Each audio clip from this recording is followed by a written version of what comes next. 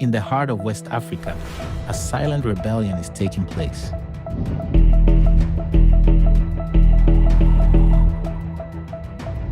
Niwe mu President Muto, niwe mu President ukunditse, niwe mu President utinyitse, mu myambarire ye no mu mivugire ye no mu mitambukire ye yibazwaho na benshi. Capitaine Ibrahim Traoré est chargé de l'expédition des affaires courantes de l'État jusqu'à la prestation de serment du président du Faso désigné par les forces vives de la nation.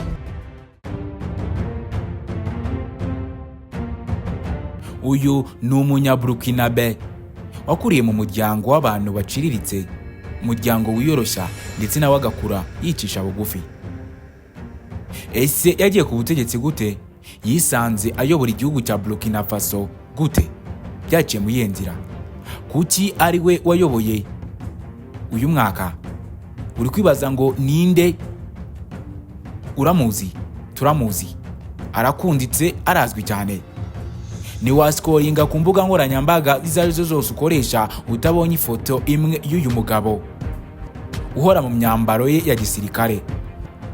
Ni Captain Ibrahim Traoré, umunyaburukinabe wavukiye mu cyaro ariko akaza kwisanga ari president w'iki gihugu cya Burkina Faso mu gihe cyari cyugarijwe n'intambara y'imitwe y'iterabwoba.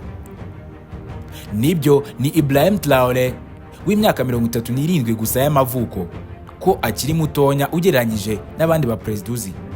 Uri kwibaza ngo yabaye president yafashe ubutegetsi, abamurusha amapeti bari he? Byagenze bite kugira ngo ari ufata ubutegetsi? Byagenze bite kugira ngo Ibrahim Traoré yisanga ari president w'iki gihugu cya Burkina Faso ku myaka ya 37 afite ubu ngubu? Byagenze bite? Uyu munsi turabagezaho inkuru y'umusirikare Muto wavukiye mu cyaro ariko bakaba ari ku isonga ry'imiyoborere n'impinduramatwara muri Afurika. Ni intwari ku bamushyigikiye, igitugu ku bamunenga. Uyu nta wundi ni Captain Ibrahim Traoré. Mureke twinjire mu buzima bwe intambwe ku yindi tugeraho ageze uyu munsi, aho ibihugu byinshi cyane bimuteze amaso, bamwe bashaka kumwica, abandi bamushyigikiye. Kuri uyu munsi arinzwe n'igihugu cy'Uburusiya. Uyu ni Captain Ibrahim Traoré wirukanye abafaransa mu gihugu cye nyuma y'imyaka myinshi bari bafitanye ubufatanye. Uyu ni Captain Ibrahim Traoré washize imbere abaturage ndetse n'ibikorwa by'imbere mu gihugu. Kugiye amaze ku butegetsi yashizeho ibikorwa byinshi cyane byatumye abaturage ba Burkina Faso ari baba Burkinabe bamwiyumvamo, cyane cyane urubyiruko. Uyu ni Captain Ibrahim Traoré nkomeje kukuganirira. Naho nje ni Musa Adil, nayo ikaba Orbit TV. Mushimira cyane wowe wakoze subscribe ndetse nawe utari wayikora, musaba yuko wayikora kugira ngo tujye dukomeza tubane umunsi ku munsi. Muhaye ikaze mu gice cyacu cya mbere cy'amavuko ya Captain Ibrahim Traoré, president w'umunyafurika, president ukiri mutonya, umunyaburukinabe ukomeje kuvugisha amahanga yose, umwe mu barinzwe n'igihugu cy'Uburusiya. Uyu ni Captain Ibrahim Traoré yavukiye Bunduku mu burengerazuba bwa Burkina Faso ku itariki 14 Werurwe umwaka w'1988 mu muryango w'abantu basanzwe. Yakuze mu buzima bwicisha bugufi ariko akunda kwiga. Yakundaga kwibaza ku bibazo bireba abaturage, agira umutima wo gufasha abandi, akumva atabaho neza mu gihe abandi babayeho nabi. Uyu ni Captain Ibrahim Traoré. Yize ubumenyi bw'isi muri kaminuza ya Ouagadougou, aho yayisaba umwe mu banyeshuri b'imbere mu bayobozi b'imiryango ishingiye ku myemerere n'uburenganzira bwa muntu. Nubwo ari mu masomo yari asanzwe ashyira imbere igitekerezo cy'ubutabera no kwigenga kwa Afurika. Uyu ni Captain Ibrahim Traoré. Captain Ibrahim Traoré yinjiye mu gisirikare ryari hari mu buhe mwaka? Nakubwiye ngo Ibrahim Traoré akiri mu mashuri yahoraga adwanira uburenganzira bwa bamwe mu banyafurika ndetse no kwishyura ukwizana kwa bamwe, ndetse yanga ko bamwe barengana. Ibi nibyo byatumye agira ishyaka ndetse n'umuhate wo kwinjira mu gisirikare cya Burkina Faso. Aho yinjiye mu gisirikare mu mwaka wa 2009, Traoré yinjiye mu ngabo za Burkina Faso akomereza amasomo ya gisirikare muri École Militaire George na Mahon. Yoherejwe mu mahugurwa y'igisirikare cya Rutura muri Maroc, nyuma ashyirwa mu mutwe w'abasirikare ikaye mu majyaruguru y'iki gihugu. Mu mwaka wa 2014 yazamuwe mu ntera aba liyetona, nyuma yoherezwa mu butumwa bw'amahoro muri Loni muri Mali. aho yagaragaje ubutwari mu mirwano yo mu ntara ya Tombouctou. Agarutse mu gihugu yitabiriye ibikorwa byo kurwanya inyeshyamba mu majyaruguru ya Burkina Faso, harimo n'igitero ca Jibo ko ryari rimaze guhitana abasivili ibihumbi, amavuriro, amashuri n'imihanda byari byarangiritse. Pauline Henry Damiba wari perezida w'inzibacyuho nawe yari yarafashe ubutegetsi mu buryo bwa gisirikare. Iki nicyo gihugu kandi muri Afurika cyabereyemo kudeta nyinshi kubera ko kibarizwamo imitwe y'iterabwoba myinshi ndetse n'amatwara ya gisirikare. Paulo Henry Damiba wari perezida w'inzibacyuho nawe yari yarafashe ubutegetsi mu buryo bwa gisirikare, ariko ibintu ntibyigeze bihinduka. Bituma ku itariki 30 Nzeri umwaka wa 2022 itsinda rito riyobowe n'abasirikare bari bayobowe na Ibrahim Traoré ryahiritse ubutegetsi bwa Damiba. Abaturage benshi bashimishijwe n'iyo mpinduka, cyane cyane urubyiruko. Traoré yabaye perezida w'inzibacyuho ku itariki 6 Ukwakira umwaka wa 2022, ashyiraho intego yo kongera icyizere mu baturage. Uyu ni Captain Ibrahim Traoré. Mu ijambo rye rya mbere yavuze amagambo akomeye. Yavuze ati, tugomba kugarura ishema ry'igihugu cyacu. Afurika igomba kwiyubaka ishingiye ku bana bayo. Aya ni amwe mu magambo abanyaburkina Faso, abanyaburkinabe bahora bamukundira, bahora bose basubiramo. Ise politike yiwe ishingiye ku iki? Politike y'ubwigenge bwe.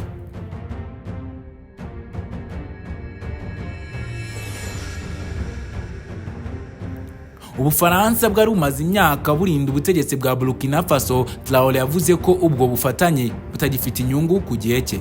Mu kwezi kwa Gashyantare umwaka wa 2023 yasabye ingabo z'Ubufaransa kuva ku butaka bwa Burkina Faso. Yatangaje ubufatanye bushya n'ibihugu bihuriye ku bibazo nk'ibihugu birimo Mali, Niger.